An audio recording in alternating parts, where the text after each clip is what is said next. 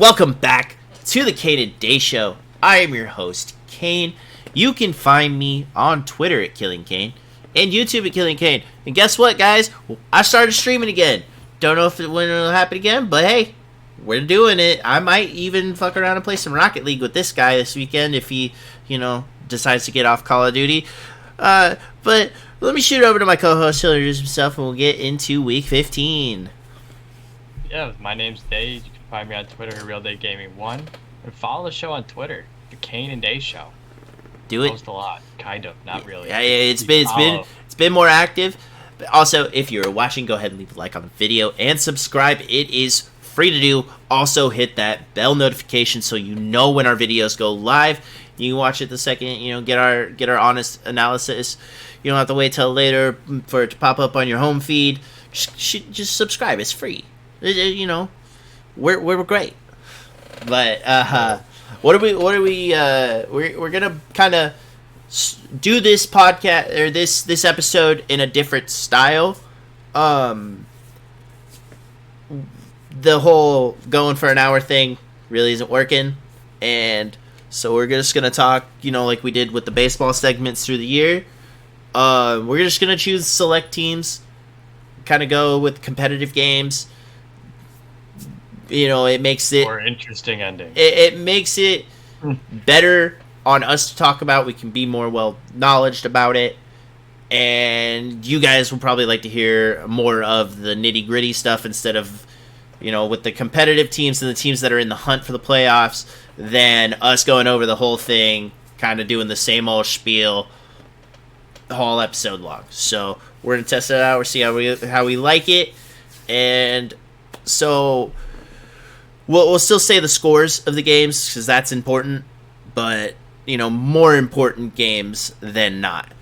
Like this, 49ers came into Seattle and absolutely just worked them. That's fine. Doesn't matter.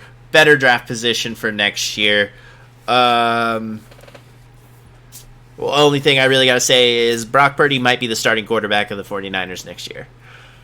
Which is funny to me. Exactly. It's funny. Yeah. But that's something we'll have to deal with next year. Yeah, that's something we'll talk about in the offseason. He's got to win a playoff game first. Hey, fucking... And that's more on Trey Lance. That's true.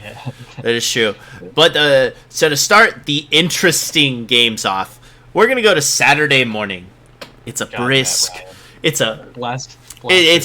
It's a very chilly morning over here in Washington State, very early, and I just like, oh yeah, football's on. That's right.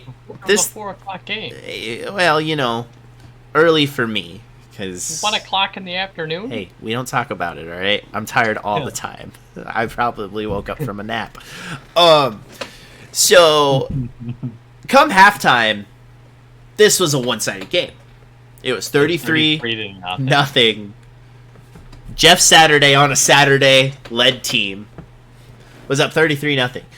And you might be thinking, this looks really familiar. Well, yeah, that was Matt Ryan at quarterback, having a huge lead going into halftime, 28-3. And then the Vikings... The NFC Championship game or there was a fourth one. Oh, the biggest international game lead. True. He also holds that record. So biggest lead blown. So Matt Ryan now has biggest regular season comeback loss and postseason and NFC Championship and international game. Yeah, There's four. Hot start. The man should have put up 40. That's all I'm saying. Kirk ended up nearly throwing for 500 yards in that game, 4 touchdowns. Well, we'll get into that. So the funny thing is, Matt Ryan didn't have a good game. He was 19 for 33, 182 and a touchdown. There was a pick six there. There's a couple pick sixes. Yeah. So their defense really put the work on in the first half, though. Like, let's talk about that. This Colts team was absolutely perfect first half. Like, as you were DMing me. You're like, every time I look at my phone, the score's different. Well, that game was going on while we recorded the baseball episode, and every time I was clicking on the score while recording, that's true. The score had changed every time. The lead got bigger and bigger and bigger, and then after recording, I just didn't even bother turning the game on. And then my buddy was like, "Oh, the Vikings tied it." I'm like, "What are you talking about?" Oh yeah, I was dumbfounded. It was like 26-0 last I saw. I didn't even see the last pick six before halftime. This was a game where your offense didn't do anything really.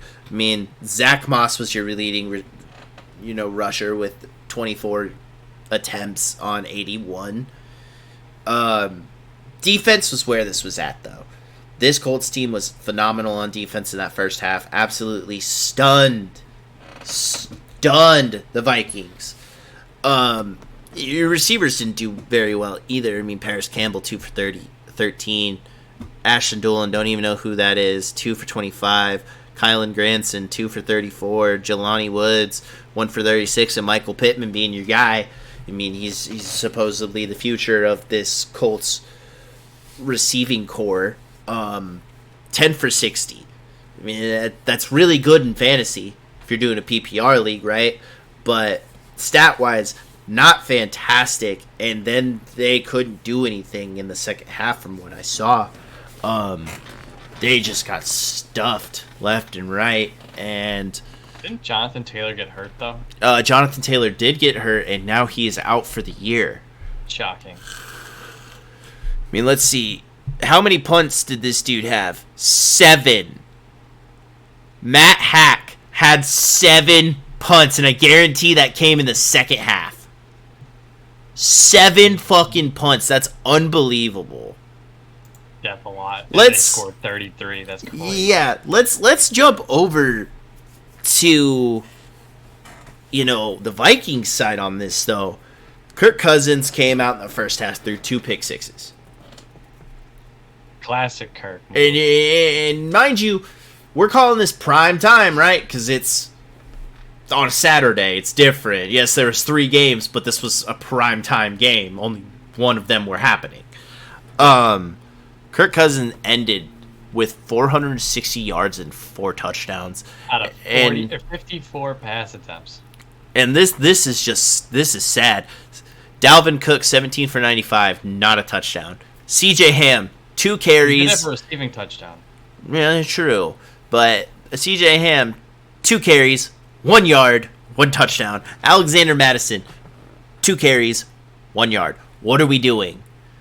I mean, when you're down 33-0, you're not trying to run the ball. True. That's why Kirk has 4 passes. Yeah, this is crazy. KJ Osborne, 10 for 157 and a touchdown. Justin Jefferson, 12 for 123 and a touchdown. Dalvin Cook, 4 for 95 and a touchdown. Yeah. It was like a 60-yarder? Yeah, and then you had 64. Thielen sitting there, 3 for 41, 3 for 33 for TJ Hawkinson. You had everybody else. You had a play where I thought Jalen Ragnar, this is one of the picks that he threw, is Jalen Ragnar just gave up on his route. And Kirk Cousins put it exactly where it was meant to be, but in a defender's hand. Bad bounce. It is very bad bounce. Like, Jalen Ragnar used to be considered one of the top prospects coming out of college. Then he couldn't catch the ball. Yeah. Well, why do you think the Eagles got rid of him? There's a lot of reasons. That's true. But, who was it? I don't know what team it was on. I don't know. All I know is a player got like 18 tackles this weekend. In a game. Oh, you don't know what game though? Yeah, because the leader here is 12. Oh, well, I thought I saw something about it on Pat McAfee. He normally covers the Colts pretty closely, so I thought it was that, but I could have been, I'm probably just dumb. Oh, I'll find it. Hard. But this was a crazy, like, we're not counting Seattle and 49ers. Wasn't the greatest of games. But you come into this Saturday performance and you think, man, do the Vikings just have this just under wraps? This is going to be an absolutely dominant performance by this Viking team. And it ended up being dominant, but... I found it, by the way. We'll get there. Okay, good. But for 39-36 end game, that's insane. From a team that was getting blown out at halftime, I thought, hey, they might get, 14. Like, that's what my thought was. It's like, you really can't come back from 33. Oh, but you can. And then the Vikings proved me wrong. Oh, man. That's my buddy wild. Actually took them when they were down 20 before that last. So how much money did he win?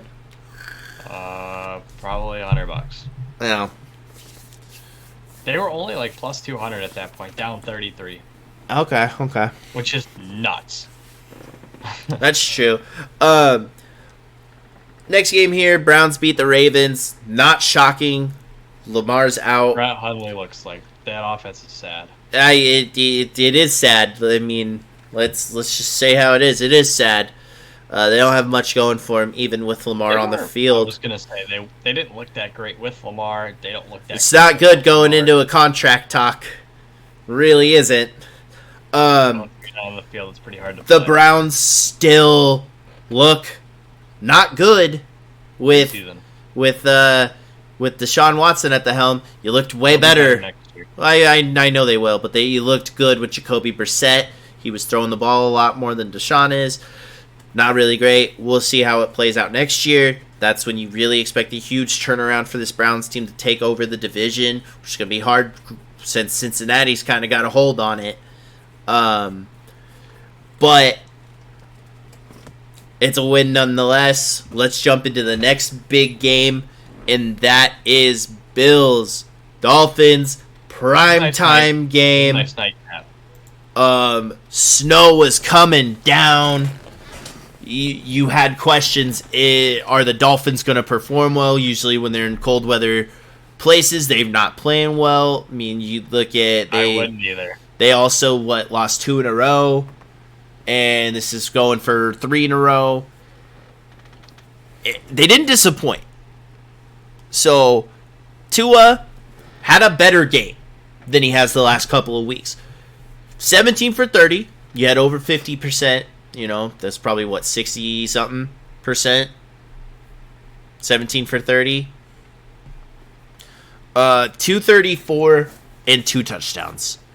It's kind of what most quarterbacks do.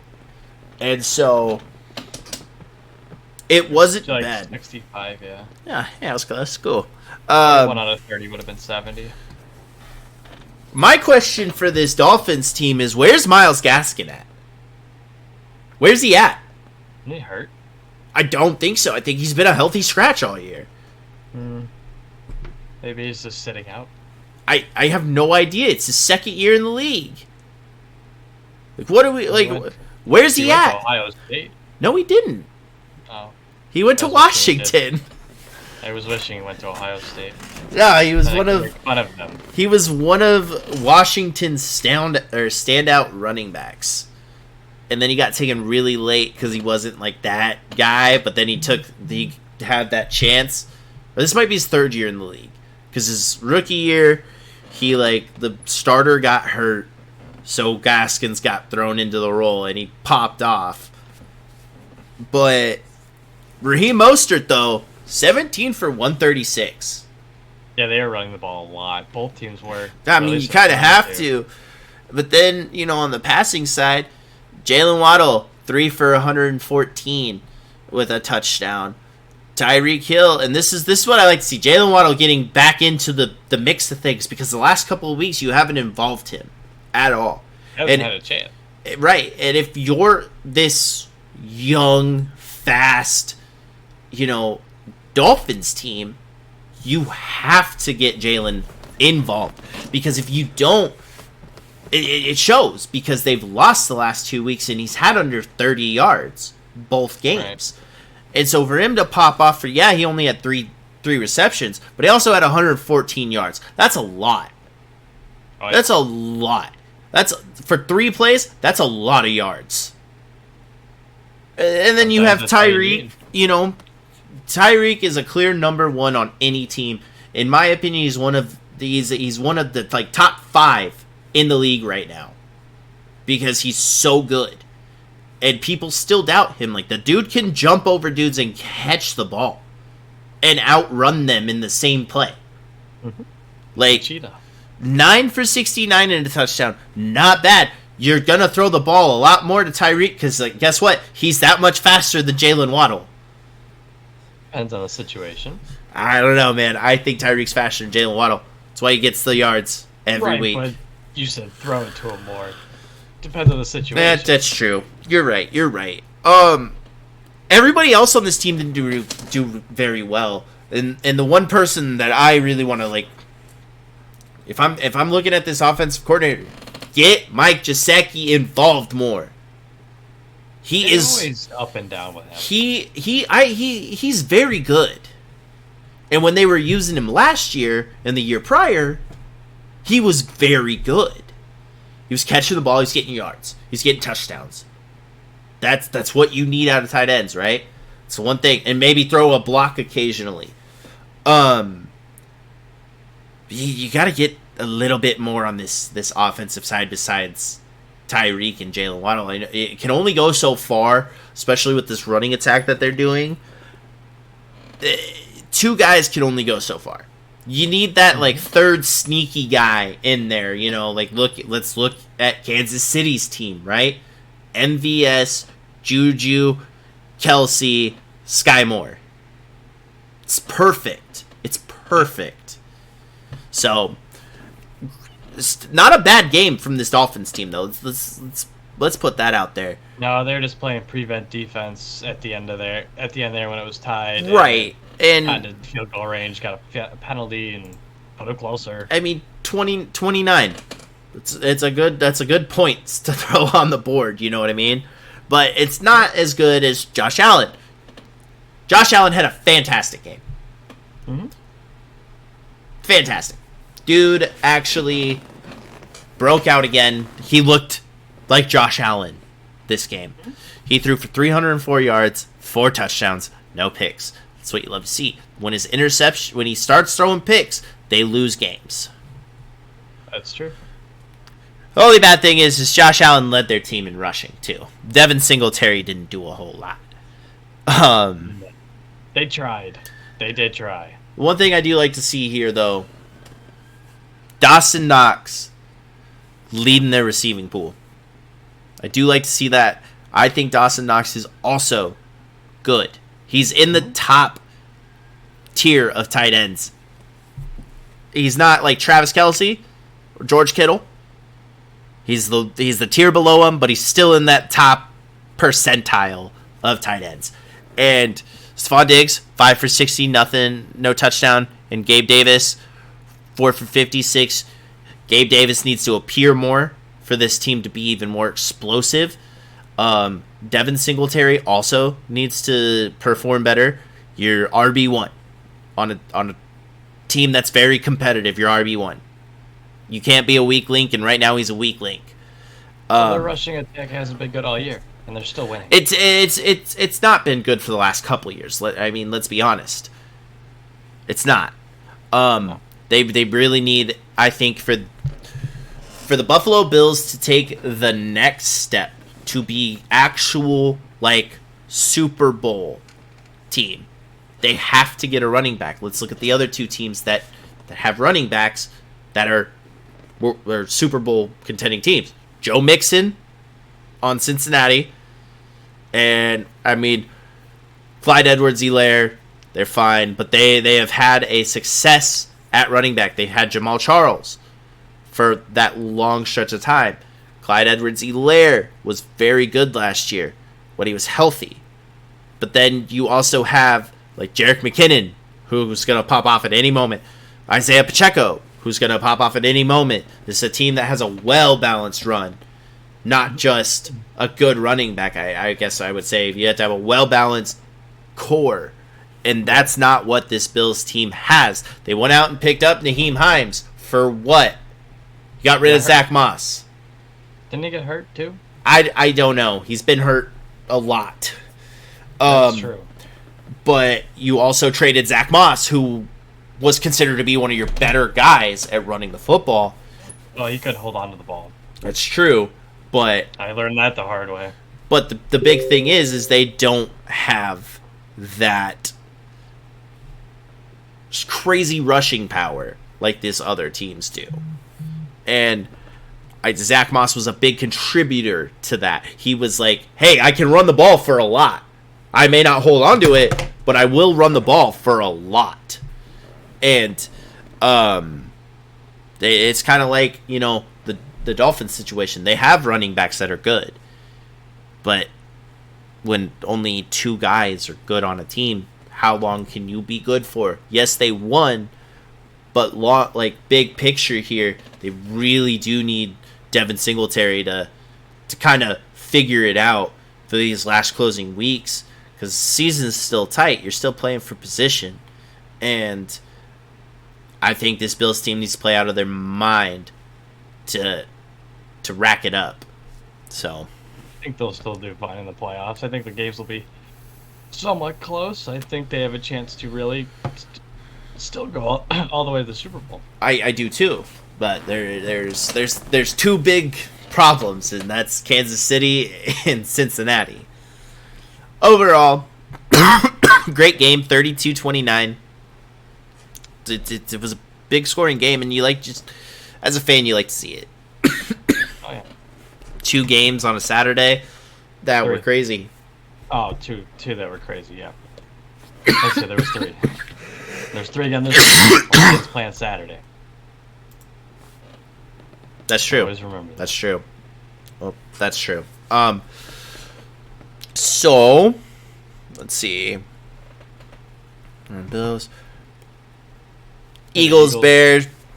Yeah, 25-20. Eagles going to win. Jalen Hurts has a shoulder injury. Time for the legend himself, Gardner Minshew, to start.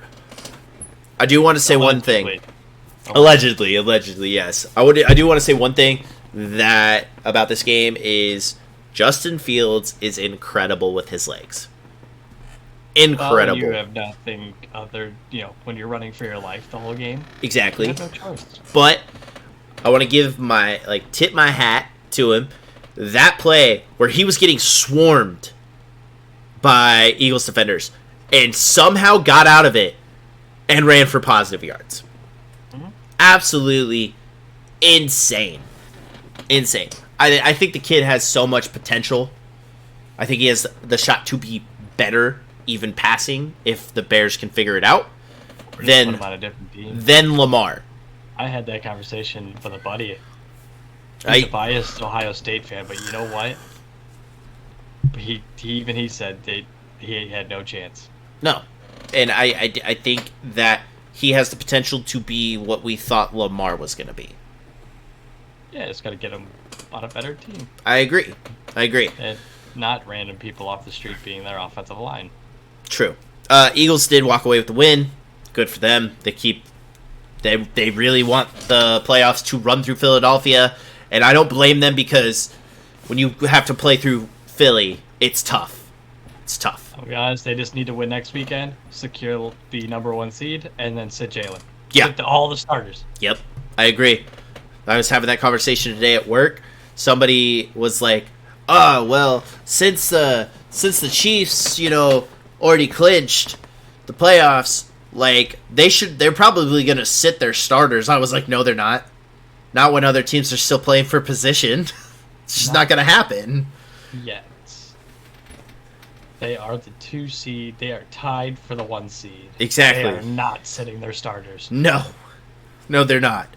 Not yet.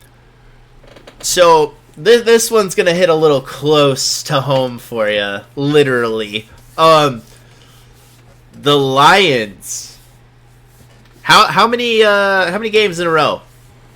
That is 6. They were 7. They were 1-6. Now they're 6-1. Oh no, it is 6 because they're 6-1. Yeah. So I have a question. What's the like? It's Woodward, right? Is that the shitty fucking? Shout out Joey. Joey's a really cool guy though. The takes that I see on there are outlandish.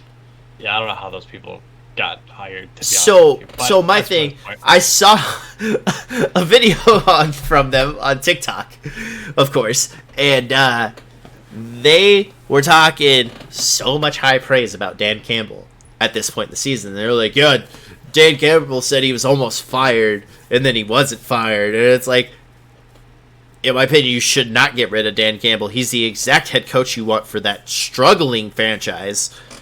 Because he's the only happy person that's happy to be there. They are, if they beat the Panthers on Saturday and the Giants, Commanders, and Seahawks all lose this week, I'm going to start drinking that Kool-Aid because, God, they are playing great. It's fun. It's scary because I don't know what it's like to watch them play good. Right. Outside of 2017, and they still didn't win the division. Right. When they played Seahawks. I couldn't even tell you the last time the Lions had a better record at the end of the year than the Green Bay Packers. Couldn't tell you. Right. In 2017, the Packers were the 1 seed. That's true. So they still didn't have a better record than them, even though they made the playoffs. Right. Jumping into this game, this is why I wanted to throw it on the dock, because 6-game win streak and their playoff hopes are very alive. It's there. It's slim, but it's there. They need a lot. They still need the Seahawks to lose 2 out of the next 3, and they need the Giants to lose. They might get that because they play the Eagles. Because the Seahawks play Kansas City this weekend. In Kansas City. I think they play the Jets. And then they have the Rams again. And they'll win that one. Well, dude, when they play the Rams come for blood. Right. It is right. Chiefs, Jets, Rams. So at home. So it's tough to play the Rams any game, especially if Aaron Donald is back for that game. But you're looking at a Seahawks team that could lose, and this dream gets alive. And then you have the Giants and the Commanders. I'm pretty sure they played. Oh, no, they just played. The problem is the Seahawks have to lose, too, because they have the tiebreaker. Right. It's not like the Jets and Commanders where the Lions beat both of them already. Right. The Giants play. I keep saying Jets. The Giants play in Minnesota and in Philly out of the next 2 out of 3 weeks. But the problem is, if Philly clinches that 1 seed, this is week 18. Right. That game, who cares? Right. This is a wash. But what is the other there's a lot. There's a lot that can happen, and it could happen because it's and the Commanders have to go to Santa Clara this weekend. They play Cleveland at home, and they have the Cowboys at home to round out the last week of the year. Ouchie. I think the Lions have to win out. I don't think they win in Green Bay. No. I think they beat Carolina. I think they beat the Bears at home. Even though they like to lose to the Bears at home, which is beyond me. But even when the Bears aren't good, they still beat the Lions at home. I don't know why. But there is a chance. They have to win out, basically. Yes, they do. The stars are starting to align. And where the Lions like to see make it. the playoffs. But let's jump into this. So Zach Wilson didn't have a terrible game. No, but Mike White would have played better. I agree. Zach Wilson, 18 for 35, 317 yards, 2 touchdowns, and an interception. Not a bad game from your quarterback, who has been slandered. I'm surprised Joe Flacco didn't start. Jan slandered. Yeah. Your running game was atrocious. Michael Carter, where you at? Zonovan Knight didn't play well after his 2 Lions defense right there. Right. On your passing wise though, you had Garrett Wilson being amazing, clear rookie of the year candidate, right there. He's been fantastic all year long. Jeff Smith, that sounds like a dude you just pulled off the street.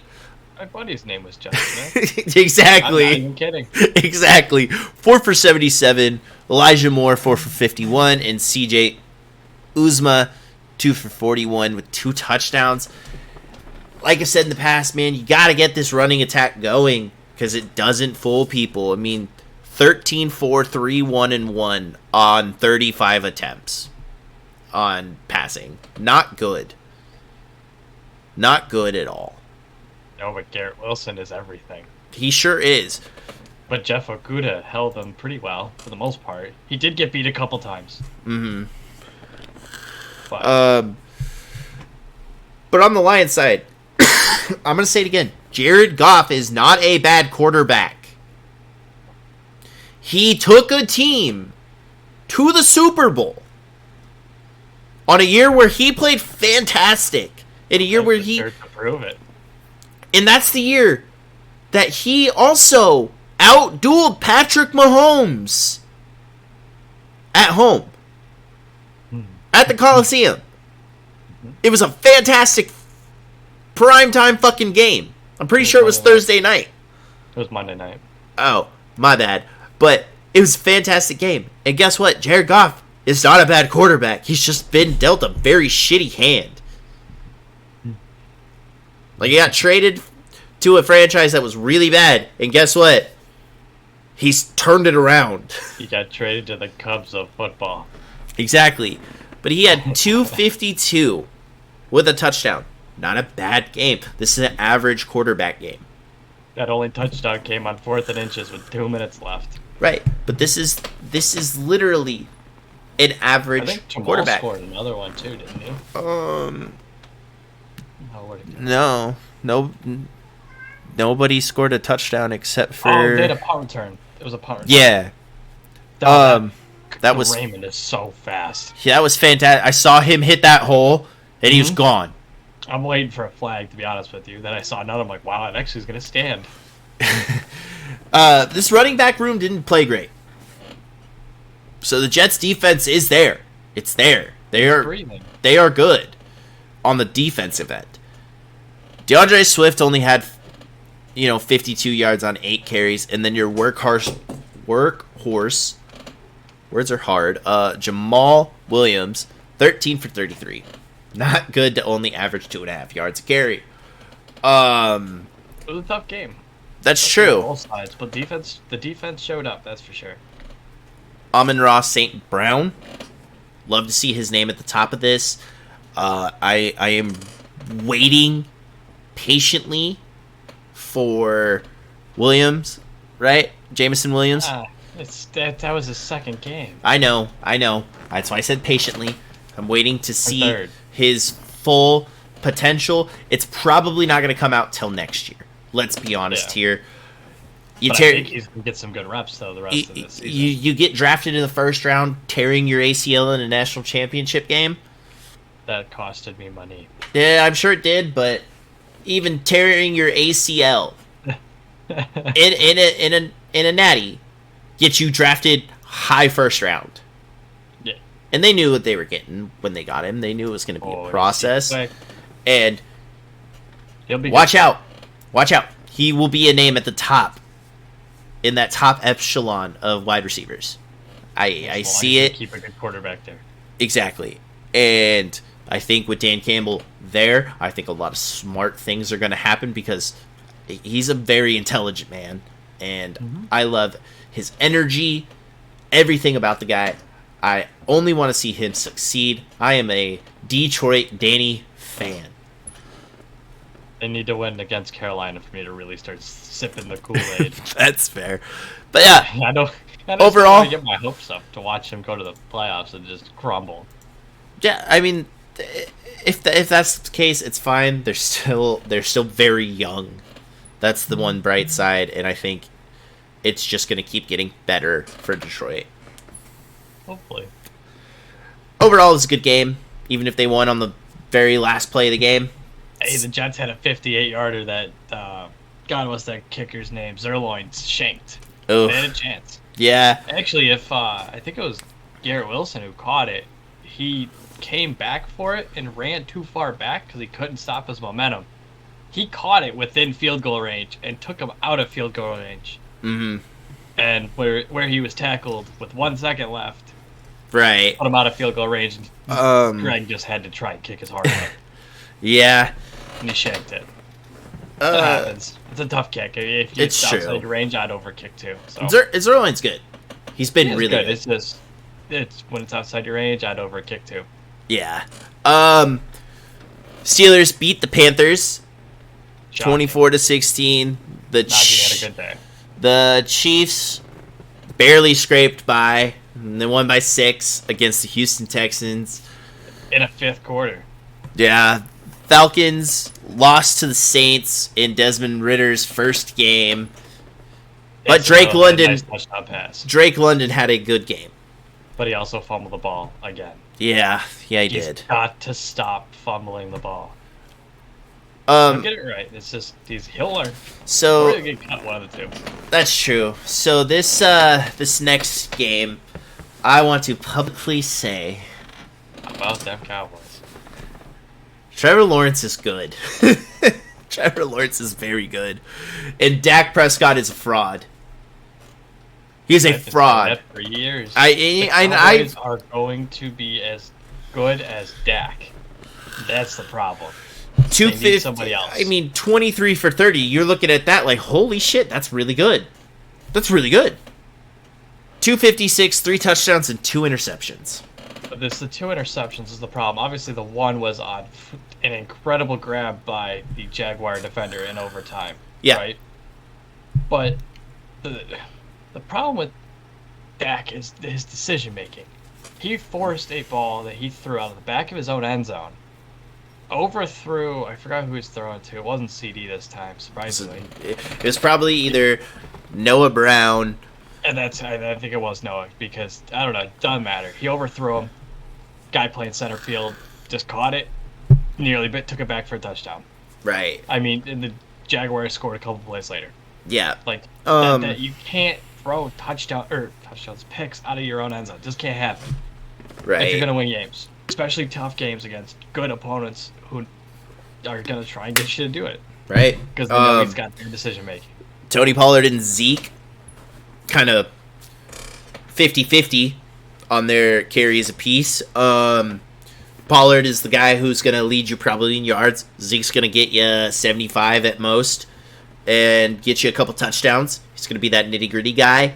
Zeke has really come out of his shell as of late. You kind of saw him fade into the background with Tony Pollard's success. But now Zeke is kind of coming back into the limelight. Good, he should, because they paid him a lot of money.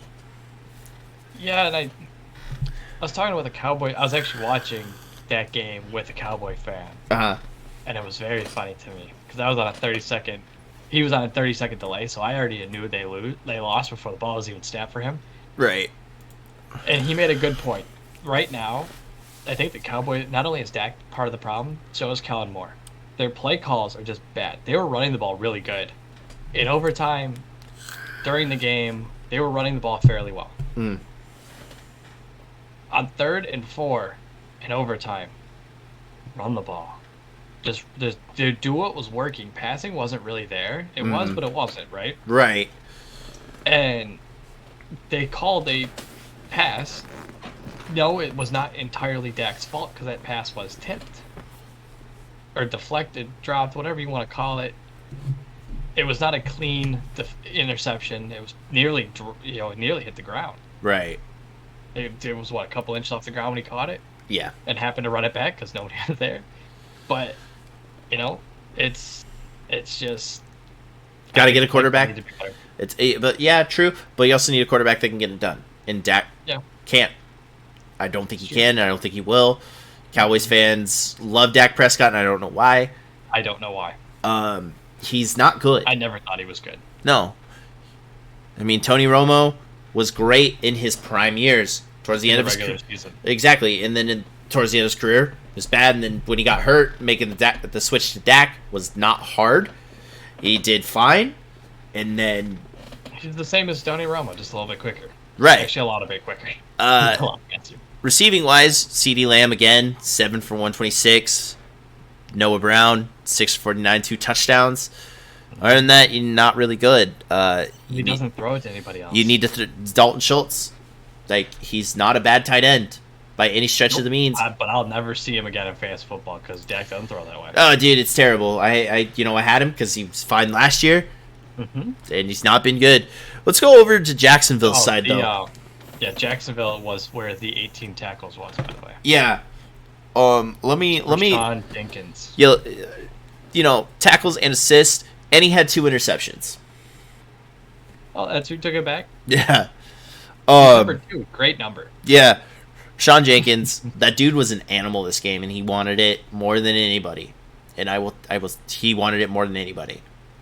Let's go to Trevor Lawrence, though. 27-42. He's really starting to throw the ball a lot more. And those receivers are also catching it. And funny little tidbit: the Eagles organization sent 30 cheesesteaks and 25 fries to Doug Peterson and his coaching staff for beating the Cowboys. Did you know that? No, I didn't. Well, fun little tidbit. I did see that. But Trevor Lawrence, 318, 4 touchdowns, and an interception. Travis Etienne, huge game. 19 for 103. That's what you need to do. Jamal Agnew, 3 for 52. Trevor Lawrence, don't run. You are this team's greatest treasure, and do not run. Stay in the pocket. Give yourself up. I don't know how the Cowboys blew that lead, though. It was 27-10.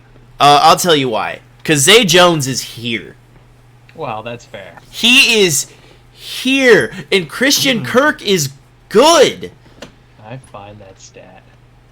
Zay Jones, 6 for 109 and 3 touchdowns. Fantasy owners love him. That was a fantastic game. Christian Kirk, 6 for 92. Evan Ingram, this is a good 1-year deal for him because guess what? In the offseason, he might say, hey, Jaguars, sign me to a long-term deal. And you want that. He has played very well this year. And Travis Etienne, 2 for 24. Marvin Jones, 2 for 17. And he caught a touchdown. Marvin Jones coming back into relevancy. But what are your thoughts? I think the Cowboys just choked. I really do. I just don't know what happened. I'm trying to find the stat on how many yards Quandre Diggs gave up because it's got to be a lot. Yeah. I'm not finding it quickly. But I do think the Jaguars played well. But this is the problem with the Jaguars that I've had all year. I don't get them. I don't either. They come out against the Lions.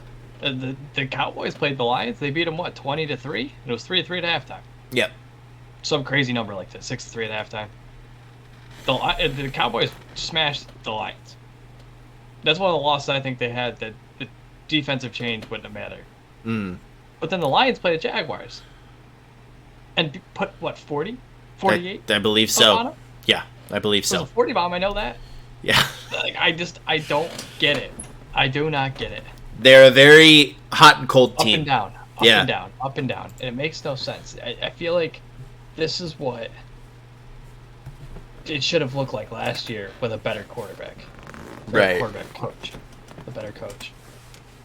But right. I don't know. What I want. It's tragic. It's weird. Broncos without Russell Wilson get the win over the Cardinals. That was a real fun game to watch. It was Colt McCoy versus I don't even know the backup for Denver. Blake. It's hurt. Like Riken or something. Yeah, exactly. I think it's Blake Riken.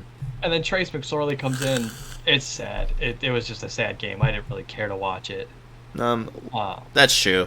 I didn't really watch much football. I did family things instead. We'll dive into this quick. Patriots and Raiders. Such a stupid ending. Yeah, texting me asking wild. If I have money on the Patriots because they lost the way they did. Mac Jones is a child and needs to be reeled in by Bill. He's too temperamental, And Matt Patricia's offensive calling sucks. Of course it does, right? When your quarterback throws for 112 on 31 of passing attempts, That was a really sad game. The only reason we're highlighting it is because of the ending. I mean, Ramondre Stevenson carried this entire franchise on his back for 19 and 172. Yeah. And then you had Jacoby Myers with 2 receptions, 47 yards. Not a good game. And an interception thrown. Yeah. He's the one who threw it. The final pass. But I don't even understand how that came to that. Because they were trying to keep the play going. But you're outside of field goal range, A. You're outside of Hail Mary range for Mac Jones, B. Yeah. The game is tied, right? Yeah. I get them trying to just run something crazy, but you weren't losing the game. The game was tied. Right, you go to overtime. Yeah, just knee it out, go to overtime, play your luck in overtime. Right. Right? But why play it? Why run a hook and ladder when you're tied? I get it when you're losing. Right. Fair. Do something stupid. Maybe something stupid will happen. Yeah.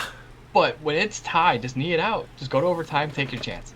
I agree. No, Jacoby Myers throws this, 15.5-yard pass from the sideline to midfield. Chandler Jones with the stiff arm maybe of the year. Yeah. Mac Jones hit the ground so hard he bounced. Okay? Okay? He bounced. Fuck, we're playing the wrong sport. He's playing the wrong sport. I don't even know what happened. That's hilarious. Like I was watching that live too, and I'm just watching. I'm like, what in the hell just happened? Yeah, no, I saw the clip and it was absolutely wild. I just a very bad play choice. Like, I just don't get it. Play call. I just don't get it. Just knee it out and go play overtime. Right. Derek Carr didn't have a bad game. 20 for 38, 231, 3 touchdowns, and an interception. Josh Jacobs is him, 22 carries for 93 yards. It's really bad that he's basically their only rushing option. He doesn't get a break. It's not good for his career. It's really bad when Devonta Adams is your 4th receiver on this list, behind Keenan Cole, Darren Waller, Mac Hollins. Nice to hear Darren Waller again. It is nice to hear Darren Waller, but Devonta Adams is literally the second coming, and you need to get him the ball. Just a lucky win. That's all it is. We just wanted to cover it for the memes of that. I've never seen something like that happen. So yeah, the Chargers barely scraped by on the Titans. I should have started Brock Purdy this week, but I had hope because Justin Herbert had a fantastic last week. Nothing happened. It was really bad. He was throwing picks. It was not good. He made a kick with 4 seconds left. Bengals completely strangled life out of the Buccaneers, even though they were down 17-0. And Jamar Chase, just keep doing you, boo. Just keep doing you. You are fantastic. Once they got rolling, that first points on the board, I was chalked. Yeah, full chalked. Giants beat the Commanders.